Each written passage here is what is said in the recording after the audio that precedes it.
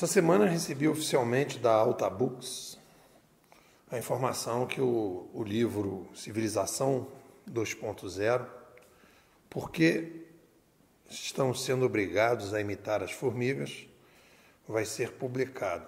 É o meu quarto livro. E o que tem de diferente aí, Nepô?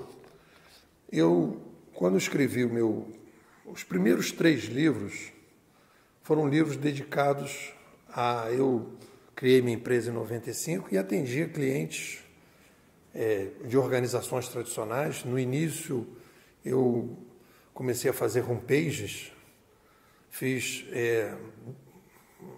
homepages, primeira homepage do Mr. Pizza, depois fiz a homepage do Capital Service, várias homepages do IRB, Instituto Resseguro do Brasil. Eu fui bem pioneiro nessa ideia, tinha que explicar o que era a internet para as pessoas, o que era uma homepage, qual era a vantagem da homepage, e aí depois vender a homepage. E aí, nesse trabalho, depois de 10 anos ali trabalhando operacionalmente com a internet, eu comecei a dar aula e aí escrevi meu primeiro livro, Conhecimento em Rede. Então, Conhecimento em Rede, 2006, Gestão 3.0, 2013, Administração 3.0, 2018. E aí, quando chegou a pandemia, eu aqui com os meus alunos, a gente começou a escrever e fiz o livro Civilização 2.0, Por que estamos sendo obrigados a imitar as formigas. Este livro, que começa a ser produzido, deve sair aí até o final do ano, início do ano que vem, esse livro ele tem uma característica específica, porque eu meio que abri mão de tentar escrever para as organizações tradicionais. As organizações tradicionais, elas estão vivendo aquele momento de resistência que ocorre, né, em momentos de disrupção, e se vê também nos padrões históricos no momento da chegada de uma nova mídia que traz novas formas de organização mais sofisticada na sociedade. É mais ou menos o que a gente viu ali naquele conflito entre católicos e protestantes. Os protestantes trazem um modelo de religião mais descentralizado, e há aquele conflito, seguido depois do conflito político, monarquia versus república, e depois o conflito entre feudalismo e capitalismo, ou feudalismo e cooperativismo, como eu gosto de chamar. Então você tem essa dicotomia. Hoje nós estamos vivendo também a dicotomia entre gestão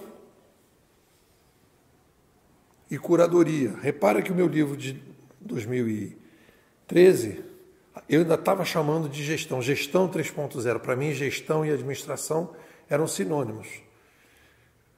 E depois, então, quando chamei o livro Administração 3.0, eu passei a entender que a administração não era a gestão era filha do ambiente sonoro, oral e escrito. E o novo modelo que estava surgindo na sociedade era a curadoria, que era o YouTube, o Uber, o Google, em que você tinha uma intensa participação de um novo tipo de ambiente midiático que permitia que você pudesse trabalhar de forma diferente, com um novo modelo de comando e controle. Esse livro Civilização 2.0 é meio assim, eu joguei a toalha, né? Eu acho que cumpri o meu papel na ideia de desenvolver uma metodologia para as organizações tradicionais, para elas poderem realmente competir nesse novo cenário. Porque a resistência que elas têm, como diz o nosso querido Thomas Kuhn, quando a pessoa tem uma anomalia, um paradigma, ela não consegue abandonar aquele paradigma. Então ela fica ali transitando e se perdendo dentro do velho paradigma. E aí foi a observação. E esse livro, então, Civilização 2.0, é um livro que vai atender à sociedade. É uma análise para a sociedade aberta. E aí já não estou mais preocupado com as organizações tradicionais. Meio que eu acho que meio que cumpri o papel das organizações tradicionais, cumpri aquele papel e joguei a toalha. Nenhuma organização tradicional seguiu a orientação que está no livro. Inclusive, uma delas, uma empresa estatal grande no Rio de Janeiro, o superintendente de recursos humanos falou, pô, não tem nada a criticar em relação às suas ideias, só que a gente não vai fazer, a gente não tem cabeça, estrutura, cultura para criar uma área separada num modelo de comando e controle descentralizado, como você sugere. Então, o livro Civilização 2.0 é um livro para a sociedade. E nesse artigo de hoje, eu falo justamente do empreendedor conceitual. Porque quando a gente começa a conversar sobre empreendedorismo, a gente fala sempre do empreendedorismo, é aquele cara que coloca o operacional para rodar. Né? A gente pensa em startups operacionais. Mas eu sou um empreendedor. No momento em que eu escrevo 4 livros, estou indo para o 4º livro, sem falar os e-books, eu estou ajudando as pessoas a pensar. Eu estou ajudando as pessoas a refletir.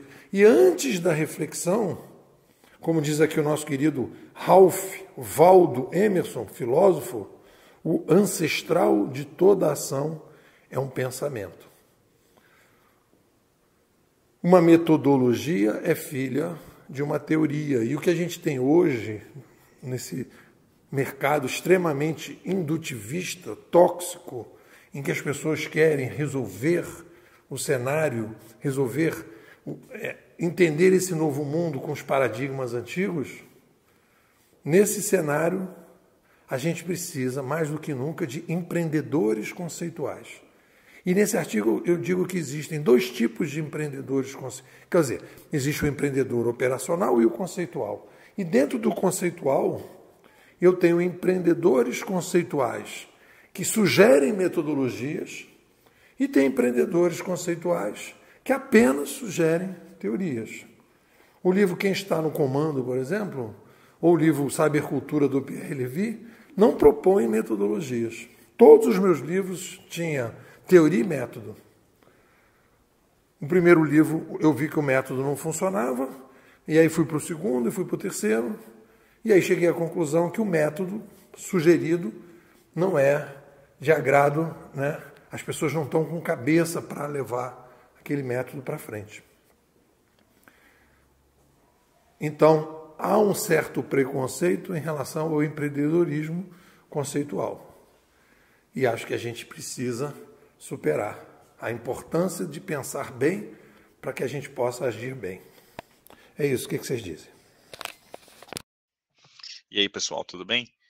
Meu nome é Leandro Alves, eu estou aqui na Escola dos Bimodais, acho que estou indo para a 4ª temporada, aí, junto aí com os Bimodais, e eu posso afirmar aí, sem errar, com uma certeza razoável, que entrar para Bimodais é o melhor investimento que eu fiz aí nos últimos anos. Realmente, assim, a escola ela traz todo um portfólio de conhecimento que você não acha por aí, entendeu? Um conhecimento de altíssima qualidade, a qualidade dos participantes é impressionante, sempre tem muita provocação, tanto do lado dos artigos do NEPOL, quanto do lado dos próprios alunos.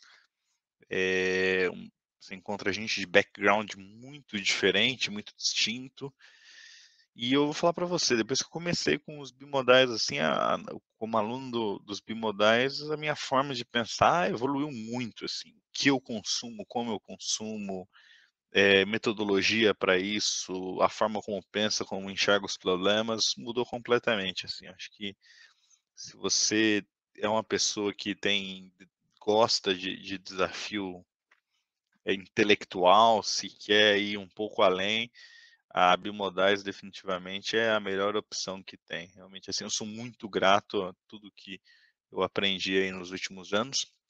e continuo aprendendo na Bimodais. Realmente foi um divisor de